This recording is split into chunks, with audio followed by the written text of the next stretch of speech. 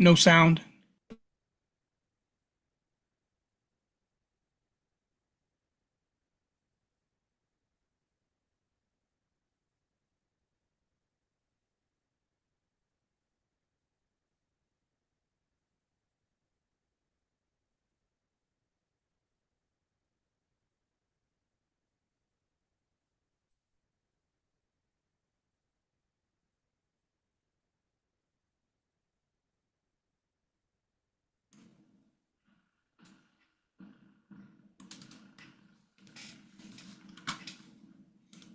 No sound.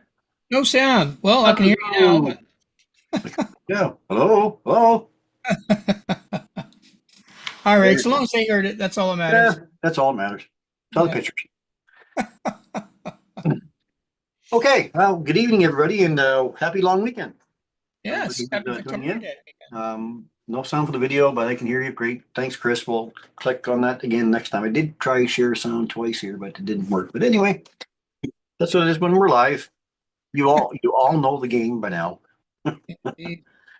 Okay. Well, good evening, everybody, and welcome back to our Sunday night offering of astronomy entertainment, the Sunday Night Astronomy Show.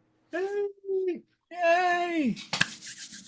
My name is Chris Kerwin. I'm the creator of the social media channels known as Astronomy by the Bay. I'm also an amateur astronomer and a member of RASC Canada. How's that? There you go. Now, Mike is not joining us this evening due to other commitments he has, but I would like to welcome back my other regular co-host this evening, Mr. Paul Owen from the beautiful Moonshot Observatory in Hampton. Hey, Paul. Hello, hello. Moonshot Observatory in beautiful Hampton. How's that? That's fine. That works too. Okay. And we'd like to welcome all of you from YouTube and Facebook land out there. Thank you for your support, both of you. Now, on tonight's episode of the Sunday Night Astronomy Show, the time for observing the summer night sky is almost here. Once we pass the summer solstice, in a little over a month now, the evenings begin to get longer. Now, that's a good thing when accompanied by warm evenings. It gives us comfortable opportunities to get under a starry sky and to learn more about the cosmos. But what can we do to make that experience as pleasant and as memorable as possible? Well, tonight we're going to take a look at some stargazing tips for the summer to help you enjoy your observing session. And also tonight, evenings under a starry sky can be extra special when you've captured a memory to enjoy and share with your friends and family. As our gaze turns towards the center of the Milky Way, capturing this magnificent view can be very rewarding. Tonight, we'll take a look at what's involved in getting that great Milky Way shot. And as a bonus, we're going to take a look at capturing some star trails as well. Now, Rosanna is not with us tonight because we had suggested we were going to take the week off this week, but Paul and I got together and decided, no, we'll run a show. So Rosanna didn't have a topic ready for this week, but that's okay. She deserves a long weekend off too. So Absolutely. I'm sure we'll have one again next week. But then we'll have a look at your quick look at your upcoming celestial events for the week, and along with your display of your photo submissions as well. So let's get started then with tonight's program. And Paul's going to start us off with either star trails or shoot Milky Way. Paul, which one is it going to Well, be? I'll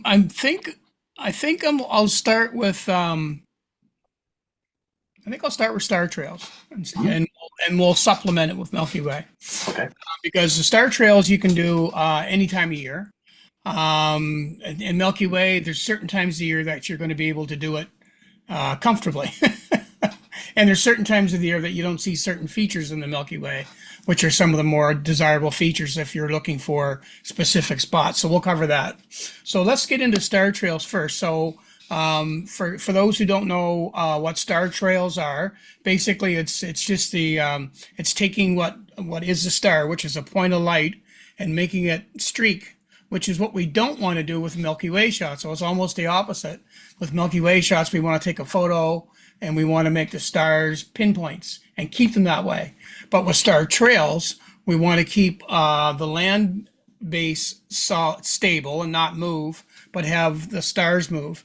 And how the stars move, of course, is just the movement of the sky. And by using long exposures, you're able to get and actually see those stars move. To watch it with your eye, you'll never see a trail. You'll see them move over time, but you won't see the movement unless you're actually watching with it through a telescope. And even then, it would take a little bit of time to see it unless you're using extreme magnifications. So let's get into doing that. Let's show you how to do it. So I'm going to share my screen first off, and I got a little presentation put together for this. So I'm going to share my screen, and let's see if we get the right one here. Tell me if you see that, Chris. You see that okay? There it is now. Yep. Perfect. Great. Okay, so let's get right into this. I'm going to see if I can make this Zoom now. It's been a while since I've used this presentation thingy, so just bear with me while I find the Zoom section. Oh, there it is right there. Is that it? No. Can't zoom this way. There is a zoom on this. I should have had that prepared. I do apologize. Let me see. Where is it? There we go. Perfect. Okay, so star trails acquisition. So star trails, and so what you're seeing there is a star trail that I just took in my backyard in preparation for this presentation. So this part one is actually, I'm going to cover the whole thing anyway, but this is called the acquisition. So this is basically how do you do it. So what are star trails? So star trails are images that are created using long exposures in tandem with the Earth's rotation.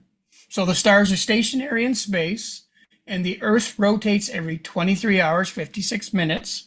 And this rotation is evidence of us moving from west to east. Now, we look at the sun rises in the east and sets in the west, but we're actually moving toward it. So the rotation is evidence of moving from west to east. This movement is not detected by us and gives us the illusion that the sun rises in the east and sets in the west, when in fact, we are moving toward the east, but we allude to the sun moving toward us. Now, in the northern hemisphere, Polaris is the star most that center their cameras on, as it has the least movement from our perspective, and that position gives a circular effect in our star trail image. And this complete rotation in the 23-hour, 58-minute is what's known as a sidereal day. Now, so here are some star trails. I just want to make sure I'm going the right way with my mouse. There we go. So you'll see that there's two pictures of star trails, and they look really quite different from each other. So stars near the celestial poles make the smallest circular patterns, and the stars nearest the celestial equator make the largest arcs. Each of the star move westward by 15 degrees an hour. So if you want to get those really long stars or star trails like this, then move as far away you can from Polaris. The further that you, so if you look at the first image, you'll see that Polaris would be that little star right there in the center.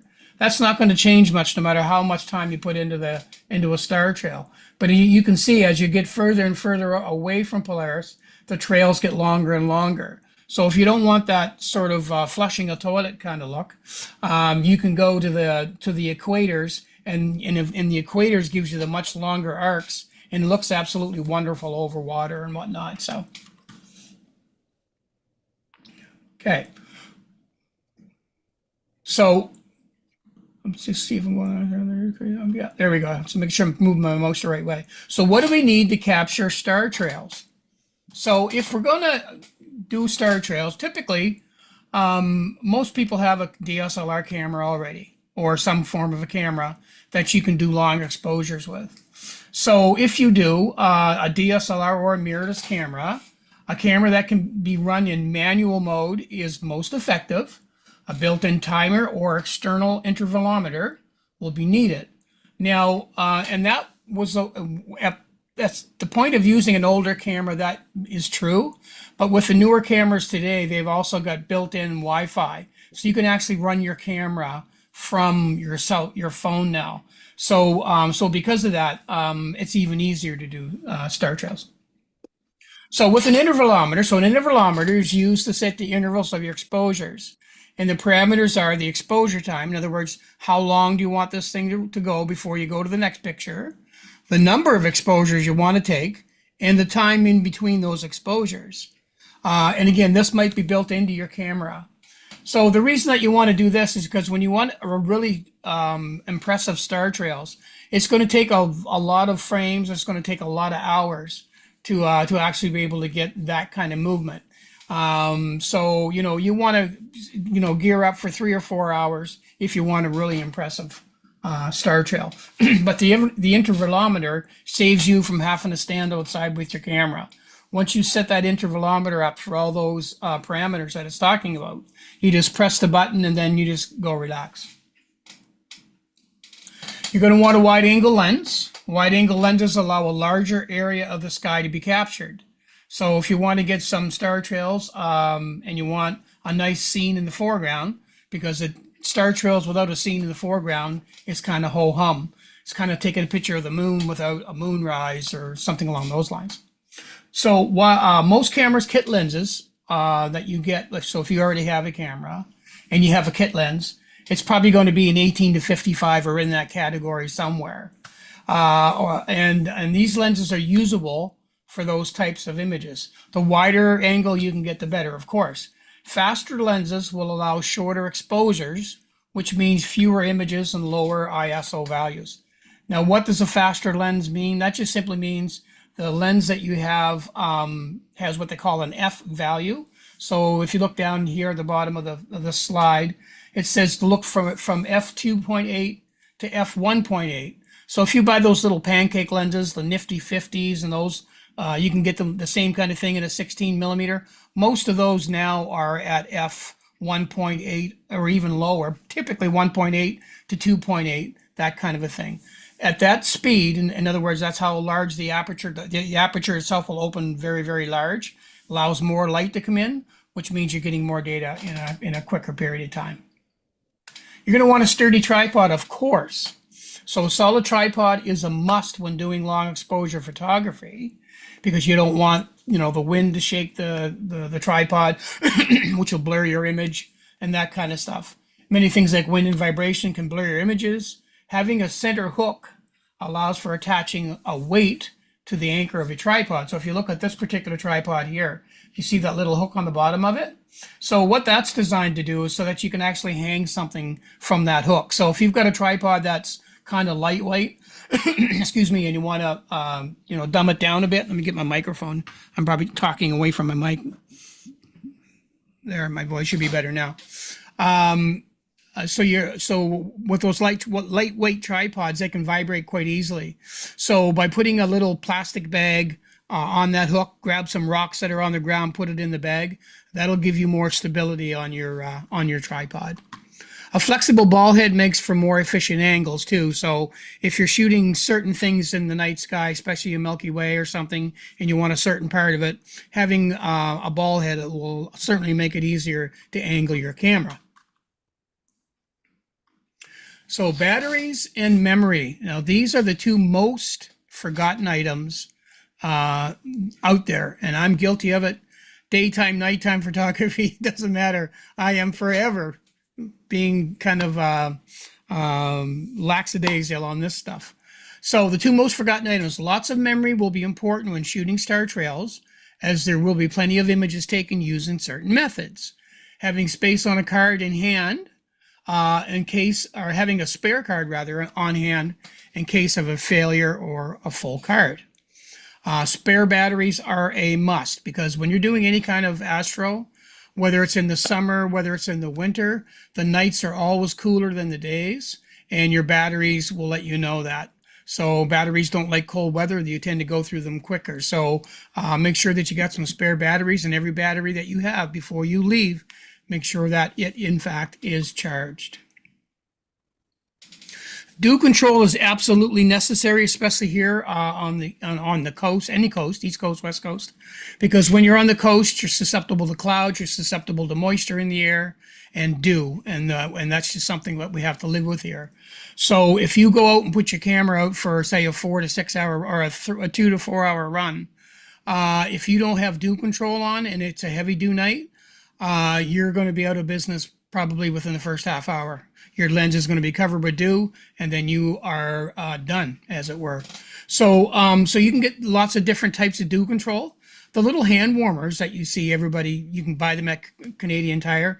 You just take an elastic, take that hand warmer, activate it. After you're done your focusing and everything on your, or before you're done, do your focusing rather, put it on your lens, because then you're going to go ahead and do your focus. If you put it on after, chances are you're going to knock it out of focus. So put that on prior to doing your focusing routine. And what that'll do, that'll get you through the night for sure. enough to get you the star trails that you want. So controlling dew is important as it can ruin your image session quite quickly. There are many methods for clearing dew and keeping it off during temperature swings we get from warm days to cool nights. Excuse me, and hand warmers attached with an elastic will do a great job. Or you can invest in dew controlling systems. The dew control system that you see here, you'll have to have a separate battery pack to run it. So what it just basically just wraps around the lens, and then it's got a little USB cable that you would plug into some kind of a low voltage system. All right, so let's talk a little bit about the camera settings. And this is really kind of where the rubber meets the road, I guess. So the first thing we want to do is put our camera in the M mode for manual. So if you look at the top of this, this is actually from a Canon camera, but most cameras will look similar to this mode dial you see here. So there's one right there called M. So that's the one that you're going to want to use when you're doing your star trails. Next, you'll need to set your aperture, your ISO, and your shutter speed. So we know that as the exposure triangle. Recommend starting settings are shutter speed between 20 to 30 seconds. Now, keep in mind that when you're doing star trails, you're not concerned about that short second amount where the stars start to trail off and you say that's the longest I can go before I start getting, you know, elongated stars, because that's okay for Milky Way and shooting astro stuff where you need everything pinpoint. But this is the opposite. You want those stars to trail. Now, when you put your tripod and camera down on the ground, you're going to pick the foreground that you want those star trails to be over. That could be a lake. That could be a cityscape. That could be a beautiful mountain. It can be whatever you want it to be. But once you've got your camera in that position, that is going to be a forever position. That's not going to change. So that's why you don't want to bump your camera or do anything like that, because your foreground item will actually change. So when you're stacking it together, you probably can get it straightened out, but it's just nice if you don't have to deal with it. So so make sure that again, you use between 25 and 30 seconds. The other reason I say that 25 to 30 seconds is that most cameras timers that are built in go up to about 30 seconds and they stop. If you want them to go longer than 30 seconds, then you're going to have to go into what they call a bulb mode on your camera, or your camera is going to have you know, that allowance in its built-in intervalometer, which most cameras do. So so if you want if you want to take longer than 30-second exposures, you certainly can do that. So shutter between 25 and 30 seconds exposure. ISO 800 is a nice place to start. And I don't know if I wrote it here, but I'll mention it at the end of this slide. F2.8 or your lowest F value, that is with your lens. Now, here's something else to keep in mind. If you're using an extreme wide angle lens, like a 14 millimeter, a 16 millimeter, even the 18 at your kit lens, make sure that when you take your camera and set it up with your foreground, that you have the top of your foreground close to the first third of your lens, because if you put it really, really low with wide angle lenses, you're going to get that curvature on a foreground. So just go out and take your camera with a wide angle lens, point it at, say, the Bay of Fundy, and then move it up and down and start to see where your curvature starts to happen, and then find that sweet spot, because you want everything above that to be nice and not distorted. So I just wanted to mention that, because I don't think I mentioned that on the slides. So if your camera has IBIS, now what is IBIS? IBIS is built-in image stabilization system, and your camera lens also has that. So it's called anti-shake in some cases. And when you're on a tripod, you don't need to have that turned on. So I recommend that you turn it off. If your body has it, turn it off in body. Also turn it off on the lens. So here's a typical lens, a typical kit lens, the 18 right here, the 18 to 55. That's a standard kit lens you'll get from most camera manufacturers. So you're going to put it on 18 millimeters because you want your widest shot. You're going to take your auto focus and turn it to manual. You're going to turn off that stabilization, and you're going to install your do device like we talked about earlier. And then make sure you're zoomed out to that widest angle because you want as much of that sky as you can get. For focusing, now, it's really quite easy. Now, the beauty of the new mirrorless cameras is they will actually focus on stars. It's absolutely a wonderful thing. And it's probably one of the biggest innovations for us star photographers that's come around in a long time. But if you do not have a mirrorless camera and you have to manually focus, this is how you do it. So turn on your monitor, which is that big window in the back of your camera. Find a bright star, or during daylight, focus it on something that's really, really, really far away. Push the magnifying glass to magnify the image in the screen. And what I mean by magnifying glass, it's that little magnifying glass you see right there. All cameras have that somewhere on the back or the top of your camera where you can zoom in and zoom out. That's your zoom feature. Manually focus to a clear and sharp image in the day, or if using a star, rack the focuser in and out of focus until the smallest point of light is obtained.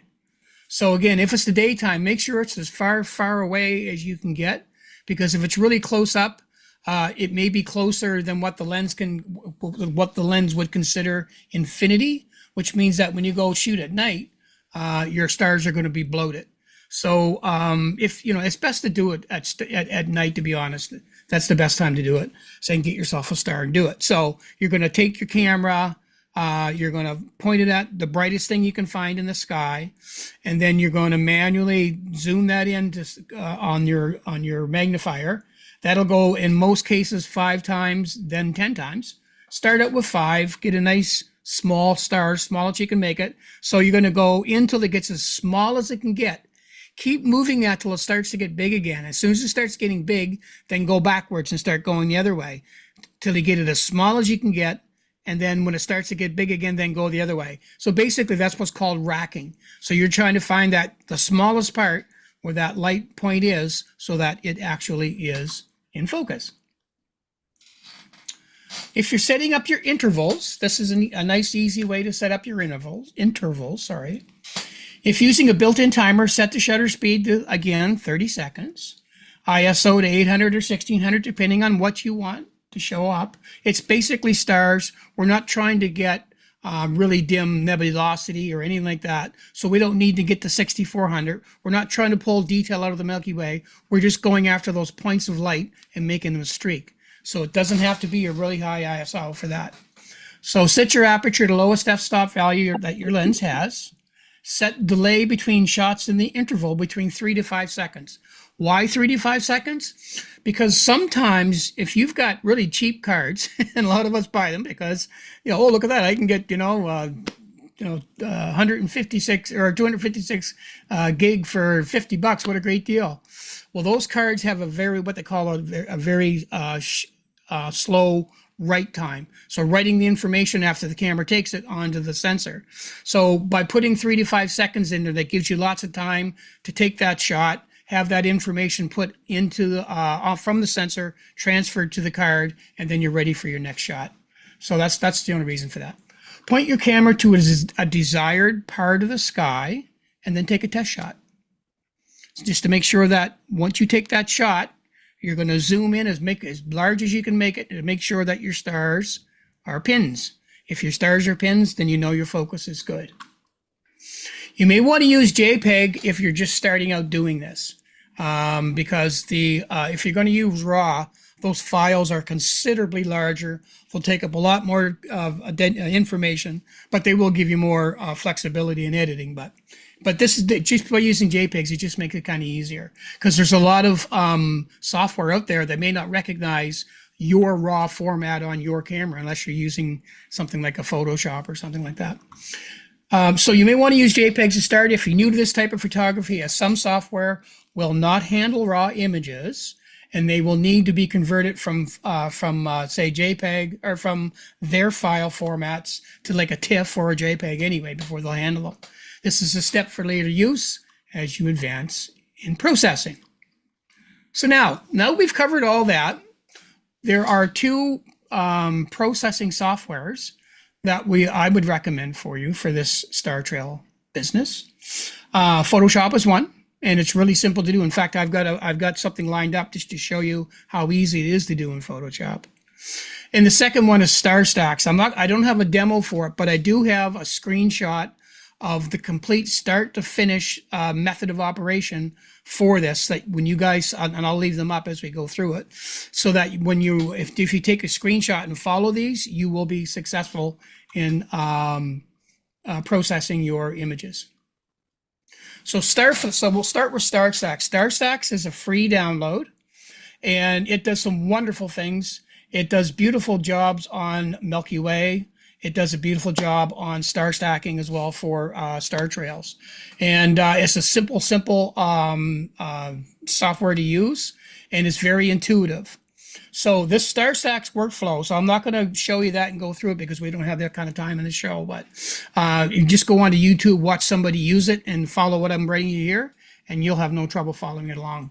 So basically, you're just going to click open the images, select the images, and open the image. That's all you're going to do. And then you're going to, on the StarStax, there's a thing called preferences. Go to the blending mode, select lighten or gap filling. That's it. Go to the fourth box to the top left, start processing, button called processing, start processing. If gap filling selected, make the adjustments with threshold and amount sliders to taste. What the gap filling is, if you can, with StarStax, you can actually take your image and make it look like a time lapse, where it starts off as a pinpoint and it shows you the expansion into the actual trail itself. It's really, really cool to watch. But again, it's very, very simple when using this. Once you're done with all that, just simply save your image for your final edits, your contrast and brightness and color adjustments and so on. So that, if you want to take a screenshot of that's the StarStax workflow. And it's really that simple. The Photoshop workflow, again, if you're used to using Photoshop at all, is really quite simple. If you have Photoshop, you will have Adobe Bridge. Bridge is just basically a place in their software that you take all your images and you throw them into a basket. So just consider the Adobe Bridge your basket for your pictures. Select and open the images in Camera Raw. So you're just going to select all the ones that you just took in that folder. So if you took 35, you're going to basically click the first one, hold down your shift key, click the last one, and then it'll select all of them for you. Or if you want to do an edit on one, then you select the first image and you can edit it right in. It's going to take you right to Camera Raw. You're going to edit it. And what I mean by that is you're going to make it as pretty as you want it to be. And once you got that done, then you can just select the first image and the shift key and select all the images. And in the first image, click on, there's a 3 dot. You'll see on the top of the picture, there's a small little 3 dot thing. You just push on that and select sync settings. And all that's going to do for you is what you just edited on that first photo, it's going to spread that to all the other photos. So you don't have to do that on all 35 pictures. It'll do it for you automatically. And that will be applied. So in the first image, click on that. Click OK, and the edit will be applied to all your images. Very simple. Then you just click the Done button. And then in Bridge, open Tools, Photoshop, and load the files into Photoshop Layers. I'm going to show you this, by the way, on Photoshop, but I just want you guys to have enough time to get your to get your screenshots. And then in Layers, highlight the images except the last one, open Blending Tool, select Lighten, and save image to edit. It's just that simple. That is the two softwares, and that is how easy it is to do this stuff. Okay, so I'm going to get out of the Photoshop, or this thing here. I'm going to go into Photoshop. I'm going to try to. I think I have to hit escape first. There we go. So I'll get rid of this, and I'm going to put Photoshop up. Okay, so there's the Photoshop. Now, you can see when you take a 30-second image, this is what you're going to get. You're going to get a photo that looks basically just like that. It's all your stars. So if I zoom in on this, can I zoom in on this maybe? Oh, I can't. Okay. Oh, it's in the mode that I'm in. That's why. I'll just do it here. There we go. So you can see that in this image, all the stars look pretty nice. They look like nice pinpoints, all that wonderful stuff. So this is how all of the other images are going to look. So if you look over here, I've already loaded all of my photos in just the way I told you how to do it. See that? There's all of those photos I took for the star trail. So all you have to do here basically is, oops, try that again. Sorry, I was going to turn on all my images. And you're going to see that it's going to start the trail already. And it's doing that because, and I'll tell you why in a minute, but I just want to show you the procedure. If I open all these photos, it's going to show us the trail done. I got a lot of photos, as you can see. So bear with me while I choose them all. I guess I could have selected one and did them all, but it's okay. It'll take us a couple more seconds. Here we go. There. So once you've got them all selected, you're going to select the top one. You're going to go all the way to the bottom, and holding down your shift key, you're going to select that, and you'll see they'll all light up. That means you've selected them all, right? And once you've got that done, then you go to, and I'm going to take this out of lighten. I'll put it back to normal. So this is what it's going to look like, right? So once you've selected them all, and you've said, okay, I'm ready to do my star trail. The only thing you have to do then is change your blend mode from normal to lighten right here. And there's your star trails. It's just that simple, right? I'll take that blend mode off, put it back to normal, so that when you have all of your photos selected, you're still only going to see one like this. And if you click on each and every one of your photos, that's what you're going to see, is what you took with your camera 35 times, or however many photos you took. I don't even know how many's in here. There's a bunch. But then once you've got them all in there, you just basically go down, select them all, like I did, grab the top one, press down on your shift key, go down and push the bottom one. It selects each and every one. And then what it's going to do is going to blend them all together in what they call the screen or lighten mode. When I go to lighten, it basically blends them up, and there's your star trails. And then from there, if I want to edit, make my trees brighter, maybe make the colors pop a little more on the star trails, anything like that, I can do all of that. And that's how simple it is to do in Photoshop. So star trails are not a hard thing to do. Now, I want to show you one other thing. How's my time, Chris? We're at 8:35, Paul. Tell you what, your topic is going along great, and people are on here watching. So if you want to continue on with star trails and do your Milky Way after that, that's great too. I can carry my talk till next week. So either that, or I can do star trails next week. That's okay. Keep going. Or not star trails, but Milky Way. I mean, if you can keep going, that's fine. All right. So let's see. There's one other thing I want to show, possibly if I can find it. I had a question here from Bridget, if I could. Bridget wanted to know when you say turn the stabilizer on or off. On the body as well. Can you explain how to turn it off on the body? She says. Okay, so some cameras don't have in-body stabilization. Okay.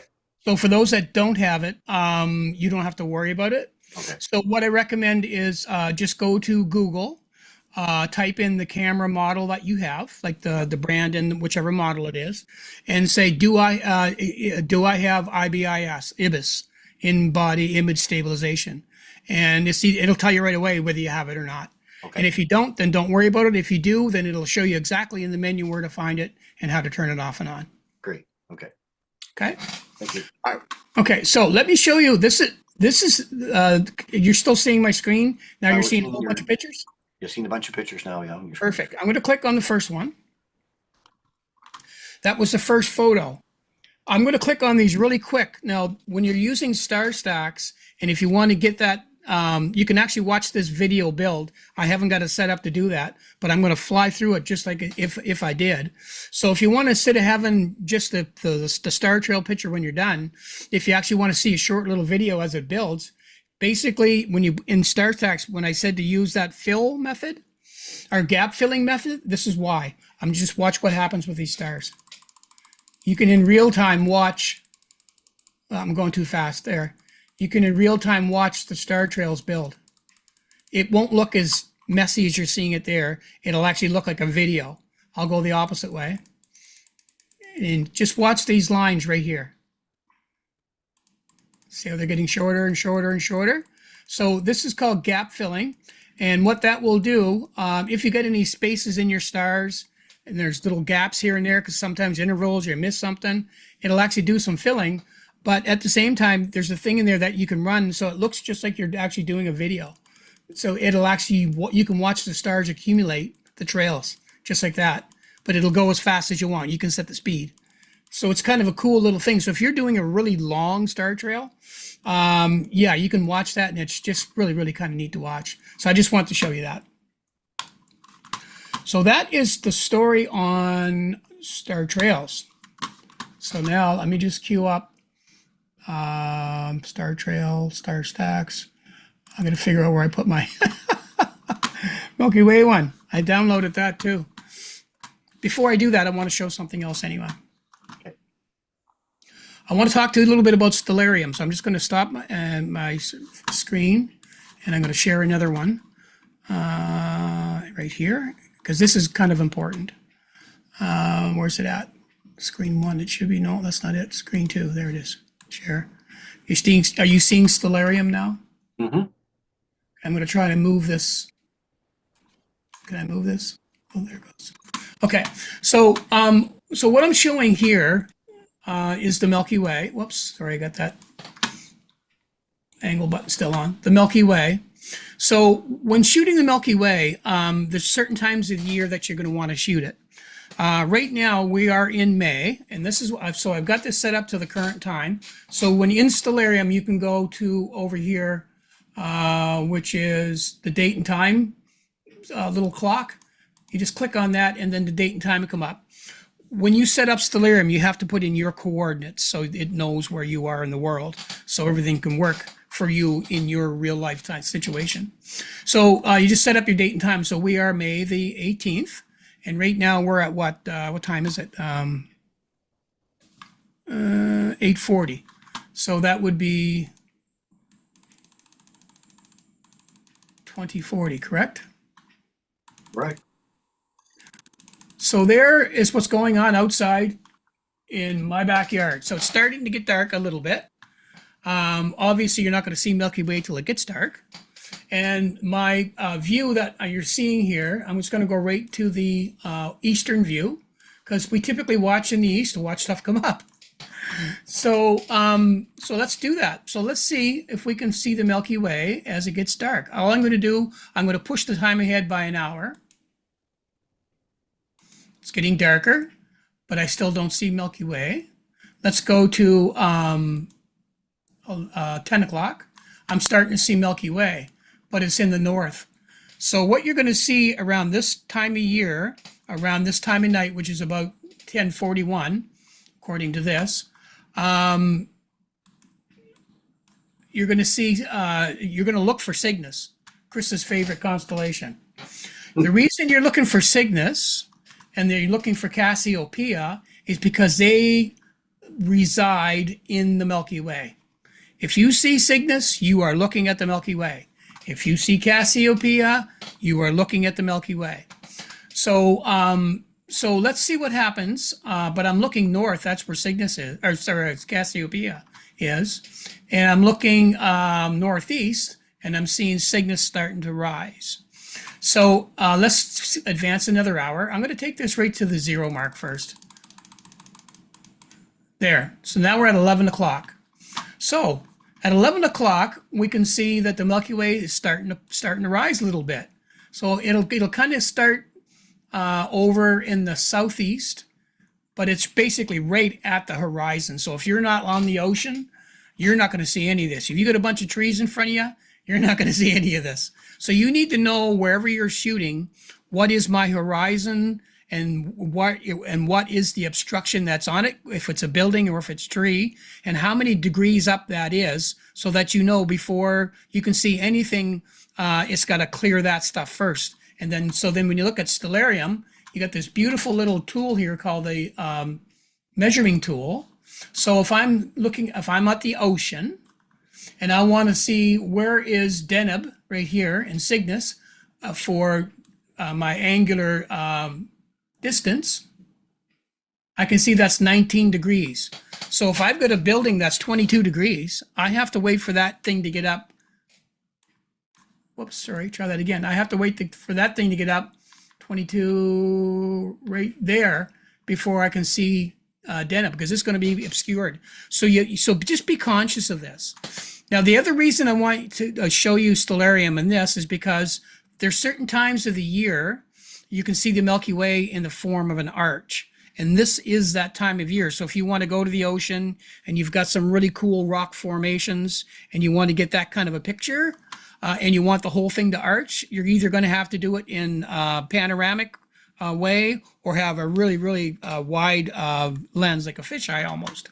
And you will be able to image, sorry, let me just turn that off. You will be able to image the Milky Way in its entirety from one end, the north, to the other end, the south. But as the summer goes along, you won't be able to do that because the certain times of night is already in a high position as it gets dark. Let me show you what I mean. When we have our star party in August at Fundy, and also this year will be in August at Mount Carlton. Let's go to August. Let's go to August the 18th, which is going to be pretty much when we're going to have our star party. Now, at 2300 hours, which is 11:02. Where's the Milky Way? Where is it? Oh, there it is. Look where it appeared. So now what you want to look for this time of year is when Sagittarius comes up. You want to look for Sagittarius because there are so many things in this part of the Milky Way. If you want to do some wide view photographing so that you can get all of these nebulas and clusters and all this wonderful stuff that's in here, this is the time of the year to get it, because let's just see when it gets dark in August. Okay, so we're at 2100 hours, so that would be 9 o'clock. Let's just roll the minutes by. Starting to get darker by the minute, as we can see. And so you can see Sagittarius, which just means you can start to see some of the stars, but you're still not going to see the Milky Way. It's not dark enough yet. So let's just progress along with our minutes. Progress, progress, progress. Now it's starting to pop, isn't it? Because it's getting darker.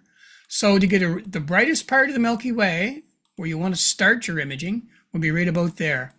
So right about 10 to 11 in August the 8th.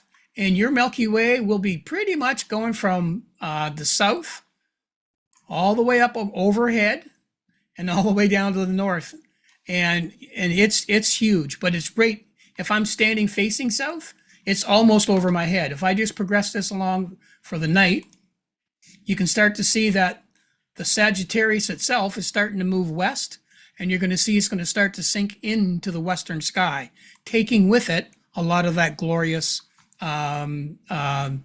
nebulosity and all those wonderful things in this part of the Milky Way. So it's the reason I'm showing you this and why I suggest you use stellarium is so that you know when you're going to see the Milky Way, at what degree above the horizon am I going to see it, at what time of the year is best to see it. The summertime from our part of the world, because we're in that northern section of the Earth. Where we're 45 degrees from Polaris. That's our latitude.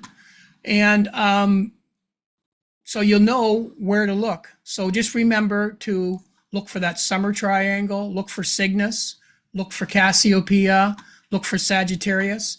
In the summer, you can see all of those things all in the sky at the same time, which means you can see from the southern part of the Milky Way right through the northern part of the Milky Way. So, okay, so that's that part. That's enough of that. I'm going to stop sharing. How's time? Because I'm probably getting on there. Oh, you're muted. We're at we got about 13 minutes left in the show. Okay, no, I'm not going to get into star trails or Milky Way shots tonight because we'll go way over. So okay. I think that's enough. I mean, that's a part. How about that's a part one? We'll do a part two next week. Perfect. Sounds good. Thanks, Paul. Okay. So let's A lot of people on here are saying great presentation, so a lot of good information for sure. And you can go back and review this. Of course, don't rely on the videos being up on Facebook any more than a month now. Facebook is deleting videos after a month, 1 month, they're gone. But all of our videos are up on YouTube, so we can go back as many years as you like and get all of the shows back there. So we're going to continue on with Paul's second part next week. And then I'll get to my talk as well, probably next week. Let's go to some photos. So first of all, I want to get those wrapped up so we can have them up and presented here. Here we go. Let's get my phone set again. All right. Sorry for taking so long, but Oh yeah, no, it's good. It's awesome. you get it out to everybody. Okay, let me share a screen here. 1 second.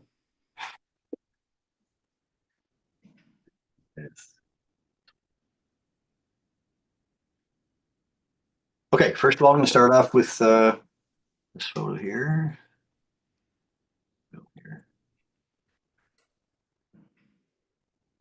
Bit of an image up there now. Nice. Yeah, so that's from Brad Perry. Brad always contributes images for the show. He says, hi, Chris, just sharing a couple of shots of the full moon rising earlier in the week. He said one from Sunday, May the 11th, with the lighthouse. The other one is from Monday, May the 12th, he says, which is this one here, on the bridge. He said, both captured in downtown Fredericton. So thanks for those, Brad. Great job. Really nice. And I'm going to move on from them to someone from Prince Ontario.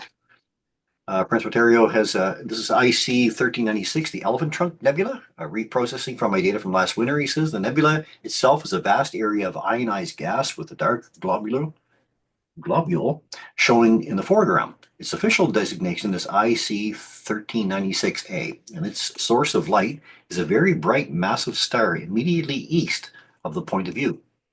This telescope was a William Optics Zenith Star 80 ED with a focal length of 575 millimeters. Camera was an ASI 183 mm Pro, and total exposure time of 3.4 hours.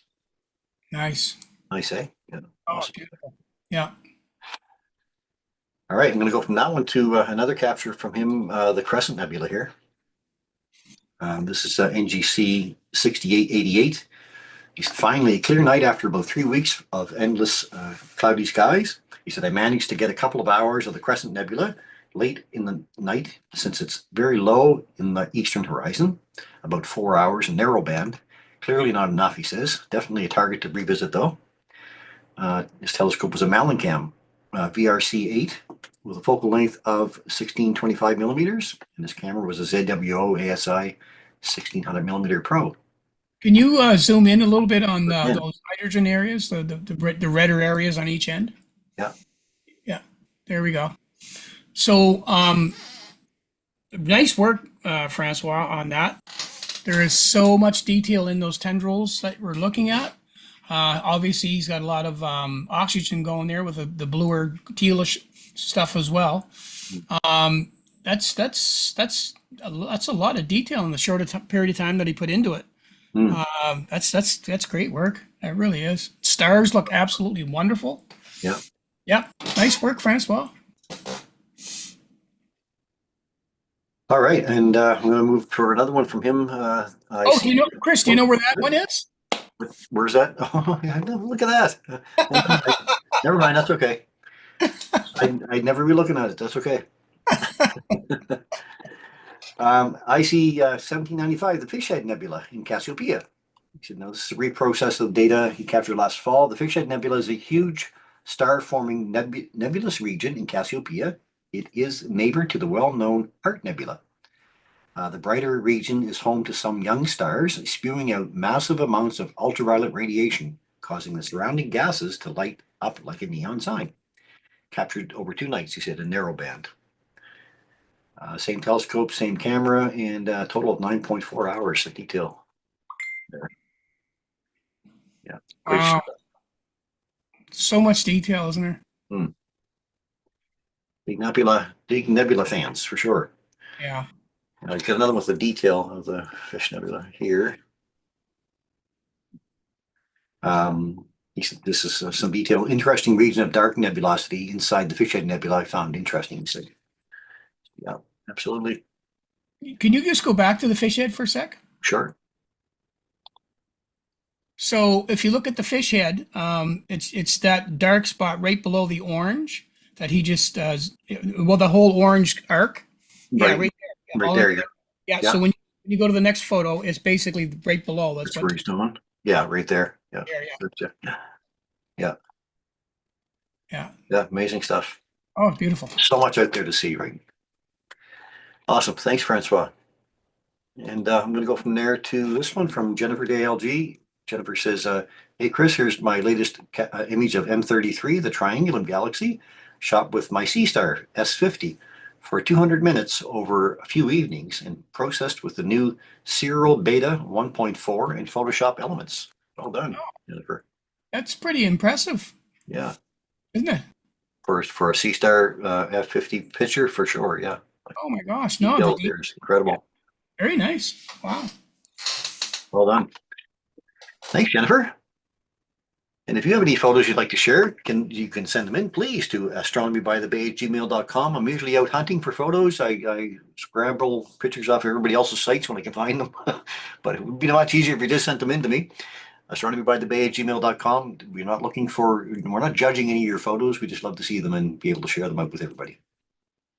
All right, just a quick look at what's coming up this week. Here we are. That's it, I guess, eh? Uh, Yeah. Oh boy. somebody bought some new gear. I don't know, it's just week 3 now like this. Oh, it's crazy, isn't it? It's unreal. Once the weather, the grass is going to go crazy as soon as it already did. Dandelions is going to pop like Yeah. that one afternoon that we had a clear morning, or afternoon. But yeah, this is our weather for the next week. So anyway, we'll hang tight. Things are getting better, they say. But if you do have clear skies, you can look for this on, we'll say, a Thursday morning, looking east southeast at about 5 a.m. You're going to have Saturn, Ring Beauty Saturn, there with the waning crescent moon in the sky together. And this is a view through a set of 10 by 50 binoculars. So they'll both fit in the same field of view of binoculars, about 5 degrees apart right here. So that's on Thursday. And on Friday, we have this view. We have Venus and the waning crescent moon in Saturn. So the moon is squeezed between Venus and Saturn, both, on Friday morning at 4:45. And if you want to keep going till Saturday, there's our view on Saturday with the waning crescent moon and Venus together, the second and third brightest objects in the sky. So that'll be another nice view for all those people with nice clear skies. What else have we got here? Oh, I got these two charts that I get submitted from Lisa Fanny. Gives this one to me. Lisa has a page called Lisa's Lookup, Astronomy and More, and she puts out this great chart every month for me. This is the month of May and all of the events that are happening in May, and with the dates that they're happening, the peak time, best time to see them, the seeing tools, what you need, naked eye, binoculars, or telescope. You can find Lisa at Ruby Moonbeams on Instagram, Mastodon, Facebook, Threads, and now on Blue Sky. Thank you, Lisa. And on to this chart from Kurt Nason, our local astronomy guru, who puts this 6-week chart together for us. This is the May-June calendar. So anything that's happening throughout these 6 weeks is all listed here, including on the 30th is the first star party of the year at Kuzbaquak National Park. So that's coming pretty quickly. Yeah. Wow. So that calendar can be found at sjastronomy.ca or at rasknb.ca as well. I think that's all I got to share for there. Yes. There you go. That one. So, well, we're at 8:56. Yeah, believe star party season's upon us already. Yeah, we have 2 in August. We have 1 in September. And we got 2 in August. Yeah, did you say 2 in August? Yeah, 2 in August, right? Yeah. August 1st and 2nd at Mount Carlton, and then the 18th, is it? The 18th, is that the weekend? Yeah. Yeah, it's different this year. Normally it's on the long weekend, and but we got that second year in a row. We got that moon. That it was just be too bright, right? And we want the times when that's why we pick these weekends is because there's no moon in the sky or very Yeah. little moon in the sky. That's what we're there for, the dark skies. We don't want the moon out, Yeah. blasting out its light pollution and washing out everything that we can see. So Yeah. we picked those. So August 1st, 2nd is going to be the great one this year. Now, Paul will have his second part of the talk. We'll recap maybe what we went over tonight, Paul, for those who are going to join us for next week. Yep. So we'll go over that part and we'll go over the section of how to capture the Milky Way. That's our big Yeah. part. And we'll get into my little talk there too on summer stargazing tips, but we can get into that. This is not summer yet. We get lots of time to talk about that. So anyway, okay, so that's our show for this evening. We hope you enjoyed the program tonight. Special thanks goes out to Paul for all of his talk here tonight. That's a lot. That's a lot of talking, Paul. We miss you, Rosanna. We miss you, Mike. We miss you. Yeah. We miss you, Kurt. Anyway, give me 1 second here, Paul. I just got to get something up and ready here. Okay. All right. And remember, too, we do love getting your photos, so send them in to astronomybythebay@gmail.com, and we'll be happy to put them up on our next broadcast. And so until next week, wishing you clear skies, as we like to say. Well, clear skies. We'll try for clear skies anyway. As we like to say, open your eyes to view the skies and keep your scopes pointed up. Good night, everybody. Have a great week. And let's sign out over here.